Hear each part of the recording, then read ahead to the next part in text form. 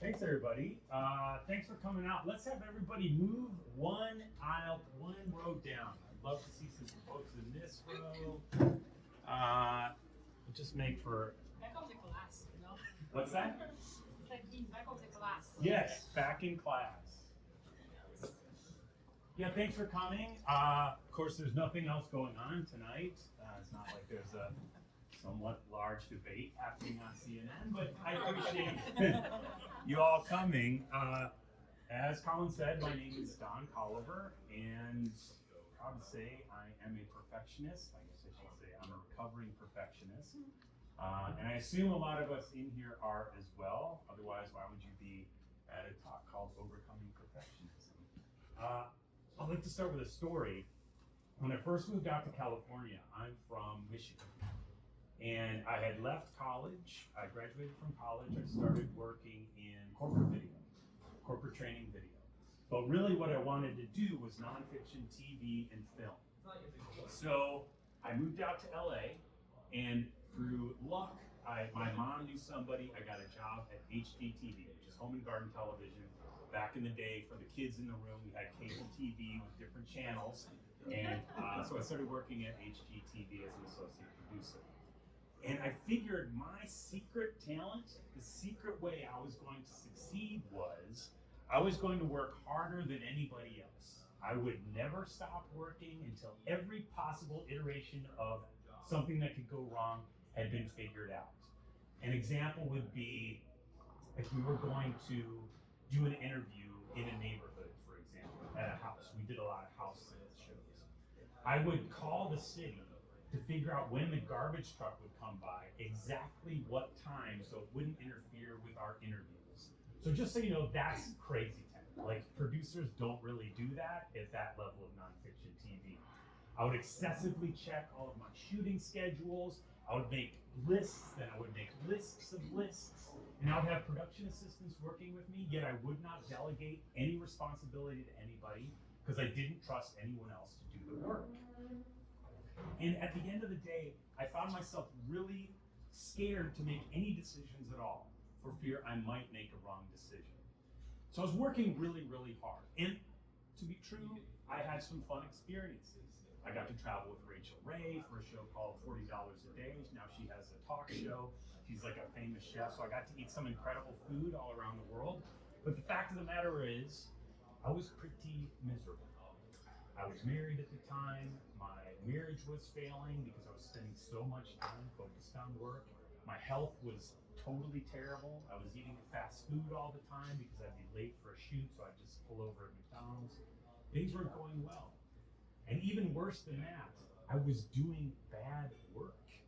I ended up as a story producer for a show called House Hunters Renovation. House Hunters is a fairly famous show. It's a HGTV show where one couple looks at 3 houses and then they buy one. And people love this show. I don't know why they love it, but they absolutely love it. And I was producing one called House Hunters Renovation. So they buy the home and then we would follow them with a renovation, kind of in reality style TV.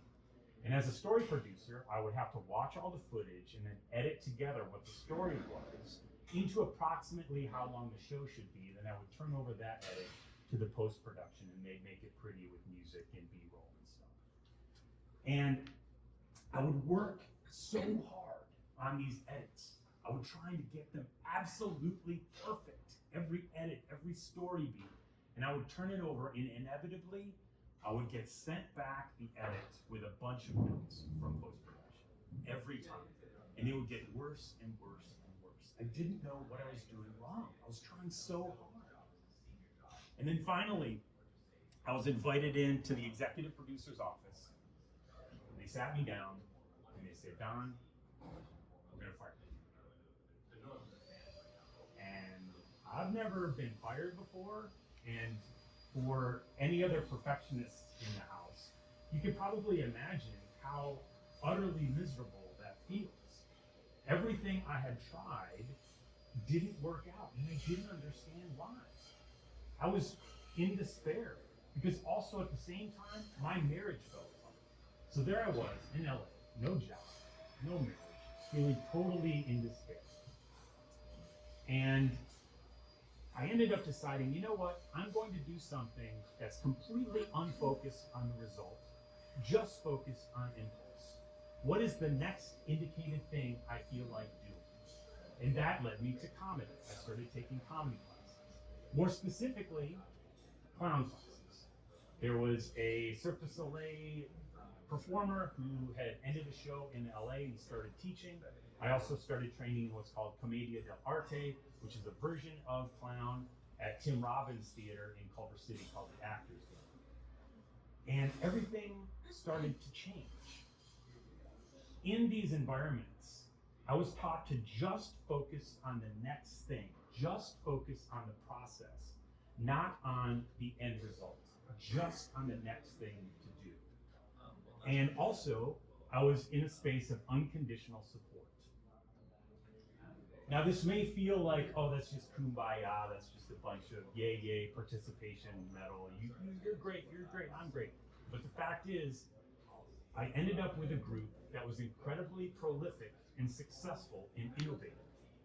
Our clown troupe, we ended up doing about 6 years of monthly shows, brand new monthly shows every month, all new, and we started selling out the house. All from just focusing on the next step, just focusing on the next thing to do.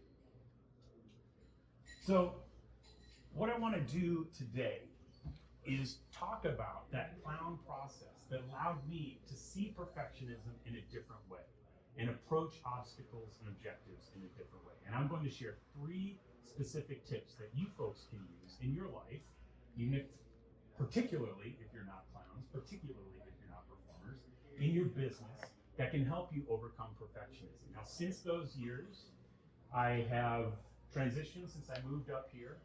Now, actually, during that time, I ended up touring as a host clown for an international Cirque du Soleil partner tour.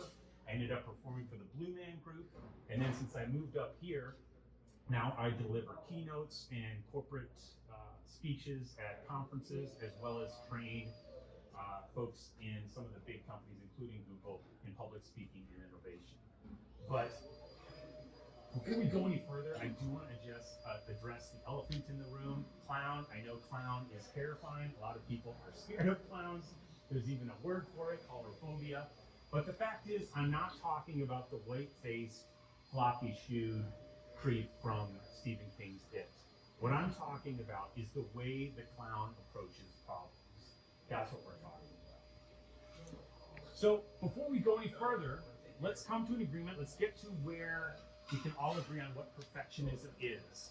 I like to call perfectionism as the refusal to accept any standard short of perfection. Now, we're all brilliant people. I've met some of the most brilliant people in the world in my life since I've moved up here. And I think we all know that a perfect anything is pretty much impossible in the physical world. It's more of a concept, it's an idea. And if you set yourself up to not be satisfied for anything less than something perfect, you're essentially setting yourself up to never be satisfied. That works for some people, doesn't work for me. It's a recipe for misery for me. And it's pretty rife around here in Silicon Valley. Imposter syndrome, we've heard that term a ton. It's a lot in high schools around here, big problem. And how can we not be faced with this kind of perfectionism when we're surrounded by this relentless pace of innovation everywhere? Has anybody ever felt not enough? Anybody in this room? Thank you, Robert. Yeah, Laura. I think we all have. So let's get into a little more granularity of perfectionism. Psychologists Hewitt and Flett, they kind of broke it down a little bit into 3 main aspects of perfectionism: self-oriented, other-oriented, and socially prescribed perfectionism. Now, just hear these out and see where you fall. I kind of fall into all 3. Now, self-oriented perfectionism, that's I need to be perfect. That's I need to be perfect. You know you're a self-oriented perfectionist if you're excessively checking stuff. Maybe you seek reassurance. You have other people look at your work before you turn it in. Not knowing when to stop. You don't know what done looks like. Maybe you procrastinate because you're afraid to make a mistake. You're afraid to not do it perfectly.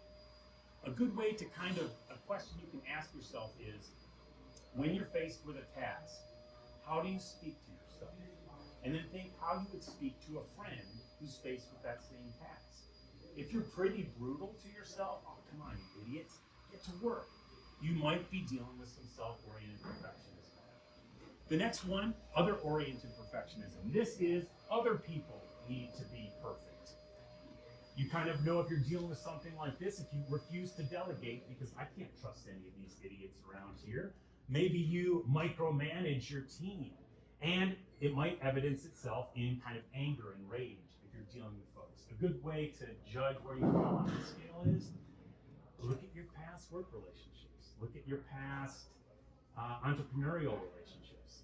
Is it a long series of dumpster fires and explosions and scorched earth? Or are you okay with these folks? You may be faced with other-oriented perfectionism. And the last one, which I think is really challenging for our kids today, is socially prescribed perfectionism. And woe would it be for me to rail against social media here in Palo Alto, but I would say a lot of this has to do with this Instagram culture these days, comparing yourself to impossible standards. And on top of that, assuming other people are judging you all the time. It was a huge revelation to me when I realized that people weren't thinking about me nearly as much as I thought they were. And I'm pretty sure that folks are judging you way less than you think they are. A good way to kind of judge where you fall on this scale is ask yourself, who am I comparing myself to? Am I comparing myself to Bill Gates, these super tech titans? Maybe that's not a realistic comparison. Yeah, you may be dealing with socially prescribed perfectionism. So, why do we do this? Why would we pick up this perfectionist ball and run with it? Well, there are some pseudo benefits that folks love to embrace. First of all, it's kind of seen as a positive flaw. Has anybody ever been interviewed for a job and you get asked, what's your biggest negative drawback, your biggest flaw? You're like, take things too seriously. I worked at your smiling. Yeah, she knows it. I take things too seriously. I can't let them go. Yeah, it's seen kind of as a humble brag. Oh, I do things too well. That's my problem. Another reason that folks grab onto perfectionism is maybe they sense, if I don't have these impossible standards for myself, I won't do a good job. I won't perform up to the proper standards if I don't hold myself to impossible standards. And the last reason why folks embrace perfectionism is it gives you an out. What I mean by that is, if you have a big scary thing you want to go after, right? The environment isn't perfectly right at the time. So you're like, you know what? I'm going to hold off. Or maybe you do take a stab at it. The situation wasn't ideal. You fail, and you blame the situation. You don't take responsibility. Perfectionism allows us to put an asterisk by our failures. Because let's face it, it is scary to try as hard as you can at something and not make it. What does that mean about me? Does that mean I'm terrible because I threw everything I had at this and then I failed? We're going to address that in a little bit. But the fact of the matter is, perfectionism, it doesn't work on these things. Perfectionism results in poorer quality work. There was a study done at Duke University, 2 groups of participants. They both were tasked with rewriting a long paragraph and making it more concise while keeping the meaning. One group was rated highly on the perfectionism scale. The other group was rated low. The highly rated perfectionists, their paragraphs were rated as way, way less high quality than the non-perfectionists. The psychologists theorized that because these people were so perfectionists, they refused to ever try and be imperfect and get feedback. They never practiced. They never got better. They never got feedback. Therefore, when they had to do the task, they were worse at it than people who had failed in the before. So it results in poorer quality work. Second thing that happens with perfectionism, it messes up our mental state. Perfectionism correlates with higher anxiety and more instances of suicidal ideation and a lower self-esteem. And lastly, perfectionism is literally killing us these days. It's correlated to higher blood pressure and cardiovascular disease. So perfectionism is bad. Bottom line, perfectionism is bad. So how can the clown, the idea of the clown, help us with perfectionism? How can the idea of the clown help us overcome perfectionism? Well, let's take a look at kind of a famous clown and see how he deals with his problems.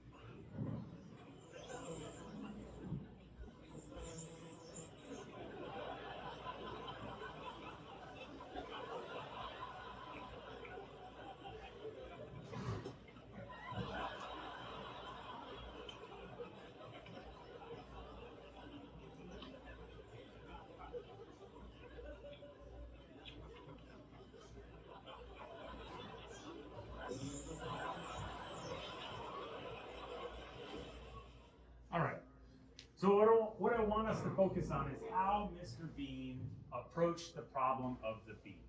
Yes, he's an idiot, he's a weird man-child, but the point is, how does this person approach his objective? He didn't focus on the result, he only focused on the process. What is the next iteration? What is the next potential solution? I'll try and stab it with my knife. I'll try and drown it in my orange juice. This is actually edited down from a whole bunch of other tactics that the clown tried. The clown focuses on the process, not on the result. By staring at the result, the clown would get depressed and wouldn't take any action. But the clown stays in the moment, stays focused on the process. This is related to what I call the clown process. Try, fail, adjust. You'll notice there's no circle here that says goal or result or finish.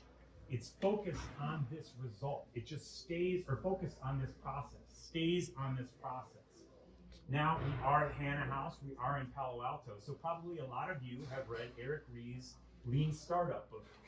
It's very similar to the Lean Startup process. Build, measure, learn. This is where the minimum viable product comes from. This is where the slogan fail fast comes from. How fast can we experiment and learn to adjust our results? The Lean Startup process. So, the thing that's the Lean Startup process and the clown process has in common, they both focus on process, not on the final result. If you folks take away one thing from my talk today, focus on the process, not on the result. So how can the clown help us overcome perfectionism? First tip, act, and I'm going to rephrase this next word, it's a little bit of a hot take, dumbly. Act dumbly, folks. When I was building clown bits with my clown troupe, if someone said that bit is really dumb, that was the highest compliment they could give, because it meant it wasn't overthinking. Every step of the bit was the obvious next impulsive thing to do. It didn't overthink, it didn't skip steps. Act dumbly was a huge compliment. Just looking for the next indicated action. Now, when I first learned that I had gotten the role as the host clown of the international tour called Empire, it was a Cirque du Soleil partner, and my clown partner and I, Jamie, we had gotten this incredible tour. It was amazing. It was like a dream come true. we were tasked with running out between Cirque du Soleil style acts and entertaining the crowd, improvising, doing comedy in an 800-person tent in the round around a 9-foot stage every night. I was overjoyed, but then I had to learn some comedy skill acts. Skill acts, okay? I am not a skillful person, folks. I can't juggle. I can't do any kind of hand-eye coordination. Robert knows I can't do magic. I'm terrible at that kind of stuff. And they informed me I had to learn a bit called banana spit juggling, okay? Banana spit juggling.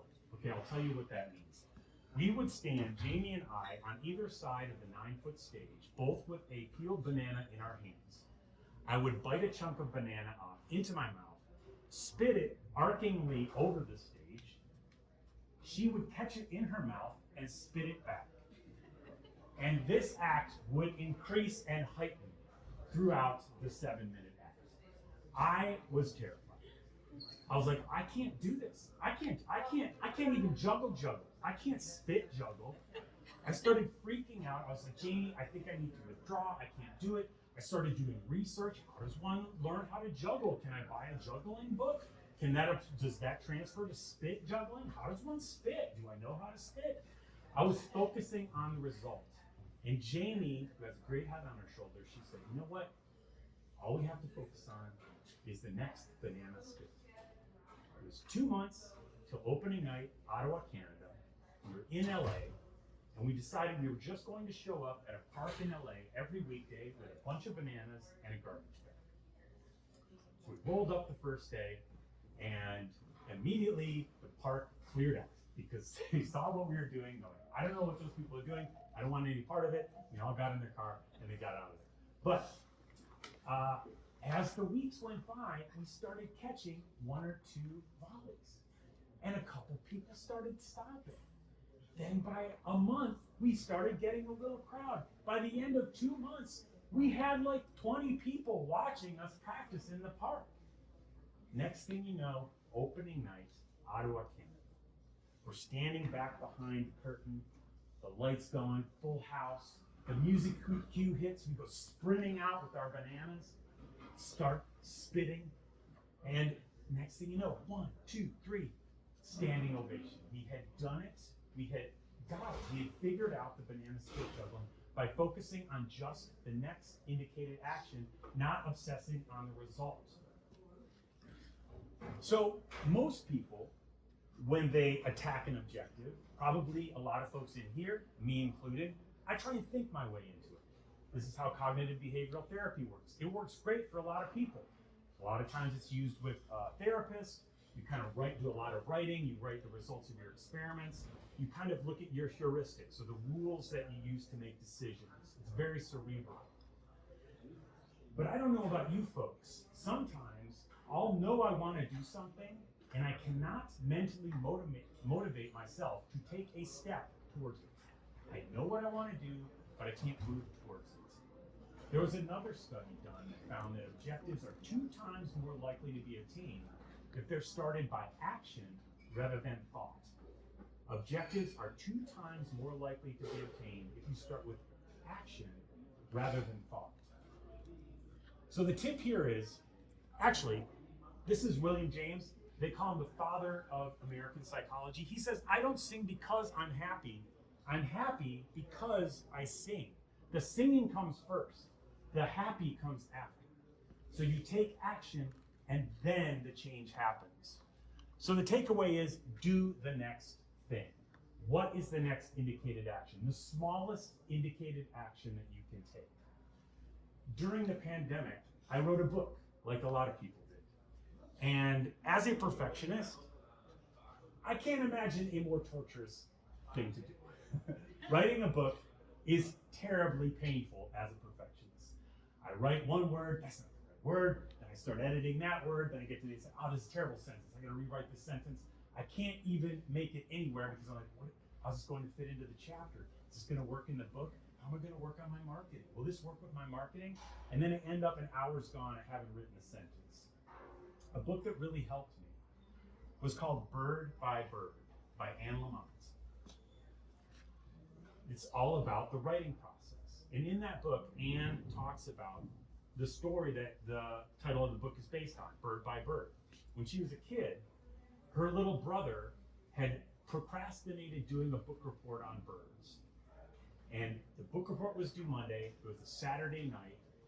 The kid was weeping at the dining room table. I don't know how to start. And the dad sat down, put his hand on his son's shoulder, and his son goes, Dad, I don't know what to do. And the son said, take it bird by bird, son. Take it bird by bird. So that's what I mean. You just have to do the next indicated thing.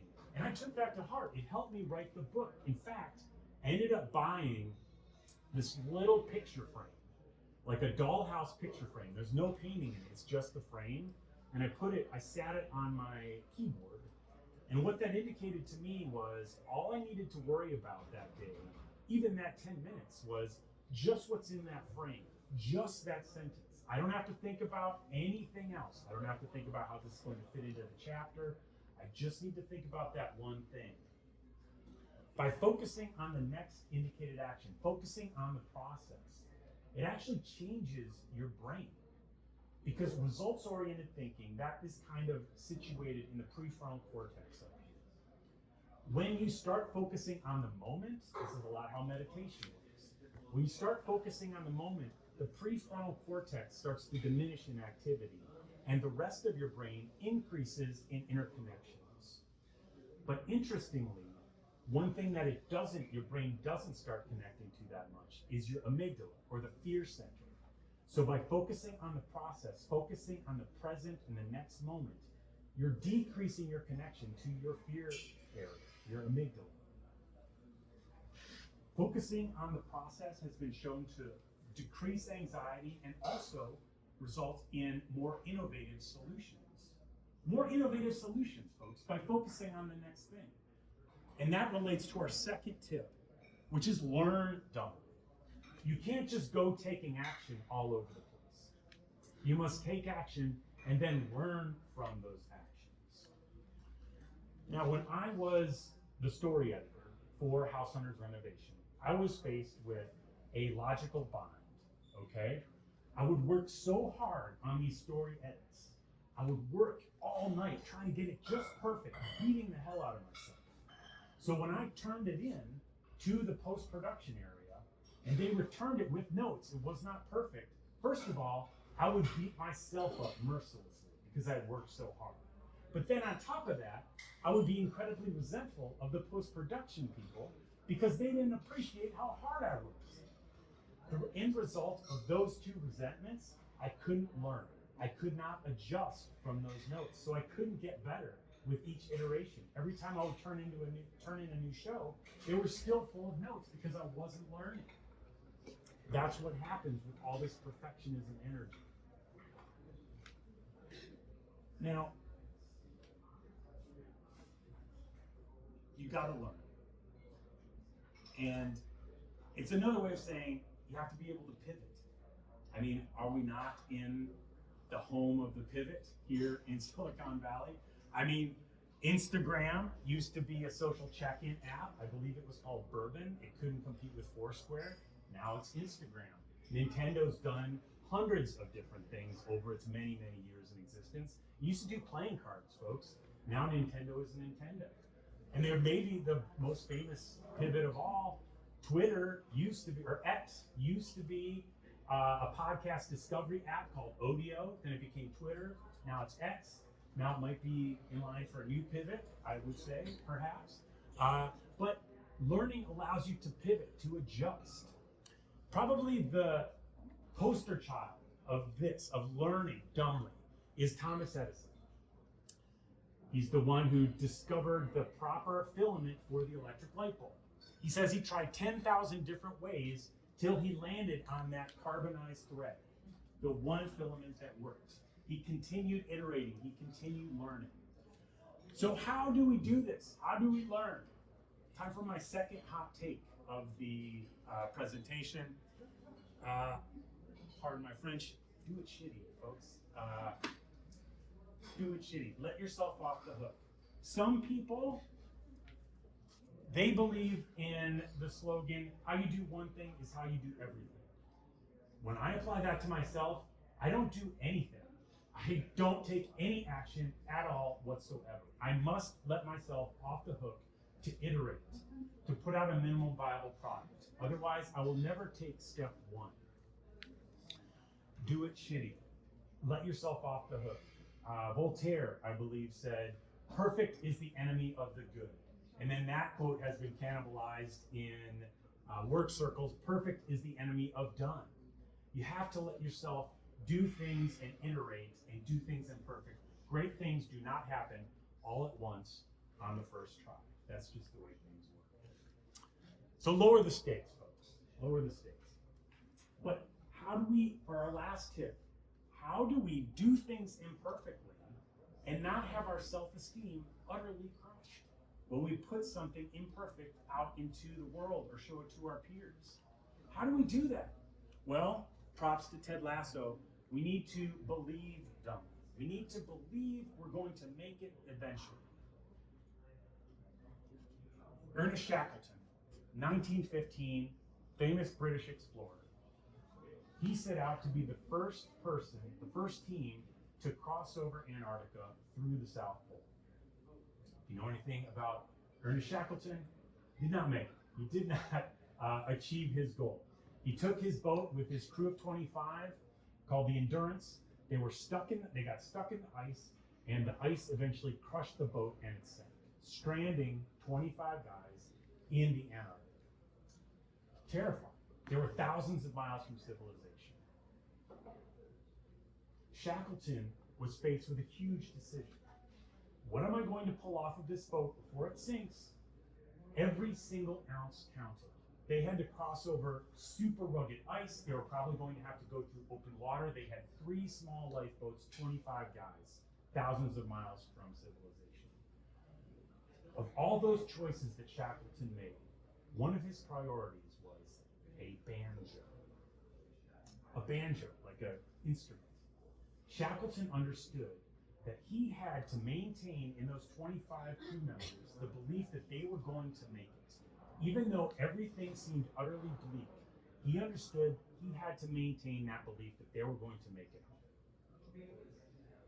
After a journey, 500 days, 720 miles, Shackleton got every single one of all 25 crew members back home safely. You have to believe you're going to make it there eventually. Kind of the sweet spot we're looking for, high long-term confidence, but here's the difference. Low short-term expectation. I know I'm going to make it there eventually. If this current iteration doesn't work out, that's okay. I know I'm going to make it there eventually, but if this current iteration doesn't work out, it's going to be okay. This is another way of framing growth mindset. Dr. Carol Dweck wrote a book, got pretty popular about a decade ago or so, called Growth Mindset. Growth Mindset is believing that I am able to change. I'm able to get better. Therefore, I can face risk. I can fail. I can learn, change, approach the same obstacle again, and then overcome it because I am changeable. The opposite of growth mindset is fixed mindset. Fixed mindset says, I have a fixed amount of ability. I cannot grow past it. Therefore, it makes the most sense. Don't take chances. Avoid risk. I can't change. She did some studies on growth mindset, found that students trained in growth mindset got higher grades and enrolled in higher level courses. So bottom line, this kind of growth mindset, it works. It works. Again, back to our poster child of this stuff, Thomas Edison. Our greatest weakness lies in giving up. The most certain way to succeed is always to try just one more time. So don't give up. Be willing to iterate. So how do we do this? How do we allow ourselves to believe? How do we allow ourselves to believe that we're going to make it, even though this current iteration maybe isn't working out? Well, make it easy. How easy can you make that next step that you have to take? Can you make it easy? This is where we're getting into habit formation. There's a million books on habit formation. You may be familiar with Jerry Seinfeld's method. It's pretty well documented of how he writes jokes. Jerry Seinfeld does not sit down and decide, hey, I'm going to write the world's best joke today. That would probably mean he would never write a joke. Instead, he has a calendar hanging on his wall, and he says, I'm just going to write one joke a day. It could be a terrible joke. It doesn't matter. I just want to write one joke. And then he crosses off that day. And it becomes more important to maintain that streak than to write a great joke. But the weird thing that happens is he's kind of hacking his brain, because all you need to do is keep doing something and you will get better. It will happen. So he's kind of hacking his brain by insisting that his brain maintain that streak. You want to make it easy. You want to make it easier to take the next action than to not take the next action. I like to call it binary success. Can you make each success binary? Either you did it or you didn't. It's not a percentage. I teach public speaking at Google, and the students often are like, how good did I do? Did I do okay? What percentage did I do on my nonverbals? And usually I encourage them, look, make it binary. Did you speak for 5 minutes today? You did it. That's good. Because the bottom line is, generally, if you want to become a better public speaker, it's reps. You just have to keep going. And sitting down and trying to think and make a massive leap in one iteration, it's not going to happen. It's going to happen through practice and doing it again. So I encourage folks to make it binary success. Make it easy. So these are our 3 tips. Act dumbly, do the next indicated action, learn dumbly, do it shitty, and believe dumbly. Make it easy for yourself. To wrap up, I want to take us back to after I was playing in the world of clown and comedy in Los Angeles. A huge audition opportunity came into town, okay? Blue Man Group. About 200-300 guys went out for this audition. I went out too, and amazingly, I was one of 2 fellas that were invited to participate out of 300 people. What that meant was I started training. I trained for a year in a lot of stage time, speed drumming. I had to learn how to drum really fast. I'm not a drummer either. And as you know, if you've seen Blue Man Group, there's a lot of drumming in the PVC instruments. And also I had to learn how to throw marshmallows really accurately. I don't know if you've seen the Blue Man show, but there's a marshmallow throwing bit. So I had to get pretty good at throwing marshmallows.